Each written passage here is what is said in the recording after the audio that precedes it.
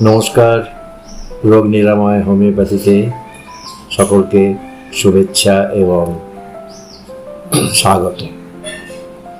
আজকের topic IBS বা irritable bowel syndrome নামের এক শারীরিক সমস্যা। আমাদের মধ্যে অনেকেই পেটের সমস্যায় ভুগি আমরা।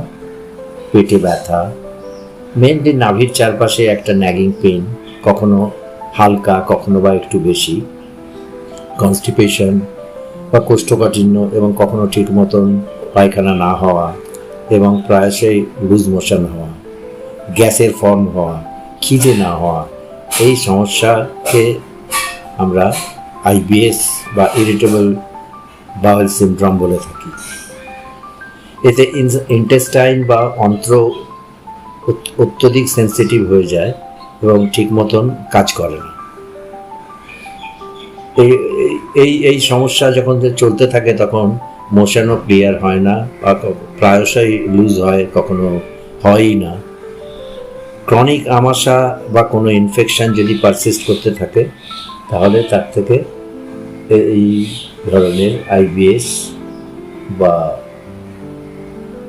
ইরিটেবল বাউল সিনড্রোম দেখা দেয়। আইবিএস হোমিওপ্যাথিতে অত্যন্ত ভালো চিকিৎসা আছে, সেগুলো আপনারা যদি ব্যবহার করেন অবশ্যই ভালো ফল পাবেন। আমি বলি ওষুধগুলো। 1 নম্বরে হচ্ছে নাক্সভমিকা 30। নাক্সভমিকা আইবিএস এর জন্য অত্যন্ত একটি ভালো ওষুধ।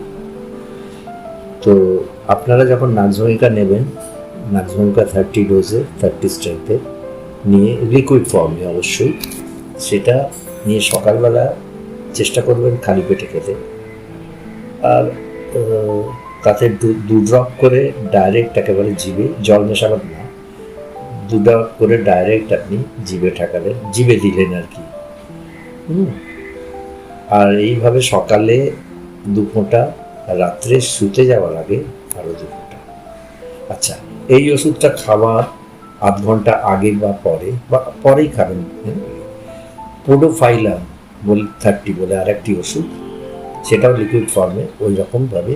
নাক্সভমিকা 30 খাওয়ার ধরুন আধ ঘন্টা 35-40 মিনিট পরে 2 ড্রপ পোডোফাইলাম খেলেন, পোডোফাইলাম 30 খেলেন। এবং সেটাও সিমিলারলি 2 বার করেই, সকাল ও রাত্রে, মানে অ্যাট বেড টাইম আর ইন দ্য মর্নিং। ঠিক আছে। আচ্ছা, 3 নম্বর ওষুধ হচ্ছে হাইড্রাস্টিস কিউ আর mother tincture. Hydrastis mother tincture, এটাকে খেতে হবে আপনার 1/2 কাপ জল নিয়ে, তাতে 20 ড্রপ ফোঁটা, মানে 20টা ফোঁটা দেবেন, দিয়ে দিনে 3 বার খেতে হবে। ওটাও সকালে, দুপুরে এবং রাত্রে, এটা 3 বার করে, মনে রাখবেন এটা 3 বার করে। আর 4 নম্বর ওষুধ হচ্ছে 1/2 কাপ জলে 10 ড্রপ করে R5 নামের একটি ওষুধ আছে, সেটা ওই রকমই 3 বার করে খাবেন। মানে হাইড্রাস্টিস মাদার আর R5, এটা মাদার টিংচার, এই দুটো ওষুধই দিনে 3 বার করে খেতে হবে। হাইড্রাস্টিস 20 ড্রপ আর R5 10 ড্রপ 1/2 কাপ জলে।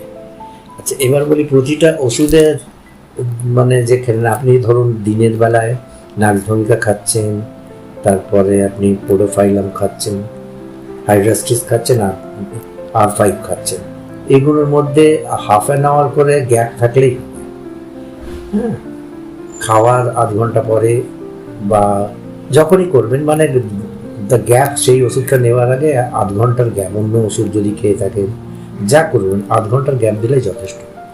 এইভাবে 4টে ওষুধ আপনারা খেতে থাকুন। 15-20 দিন পরে আপনারা একটা ভালো দেখবেন রেসপন্স পাচ্ছেন।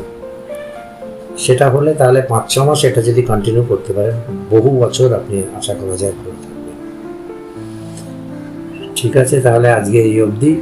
আপনারা খেয়ে যদি সুফল পান সেটাতে আমারও তৃপ্তি। আপনাদের কাছে একটাই খালি অনুরোধ, আমি চ্যানেলে খুব বেশি দিন শুরু করিনি, তাও রেগুলার হতে পারছি না, কারণ আমি আপনারা দয়া করে যারা দেখবেন বা নতুন আসছেন, বা তারা দয়া করে একটু সাবস্ক্রাইব করে দেবেন আমার চ্যানেলটা, যাতে চ্যানেলটা গ্রো করতে পারলে আমারও সুবিধে হয়, যে আমিও আরও উৎসাহিত হই। আর যারা দেখছেন তারা তো ভিউয়ার, তারা কমেন্ট করে জানাবেন কার কি সমস্যা হলো না হলো, খেয়ে কী রেজাল্ট পেলেন, তাহলে আমি আরও পরবর্তী অন্যান্য বিষয়ের উপরে ভিডিও করব। সকলে ভালো থাকবেন, সুস্থ থাকুন, এটাই চাই। নমস্কার।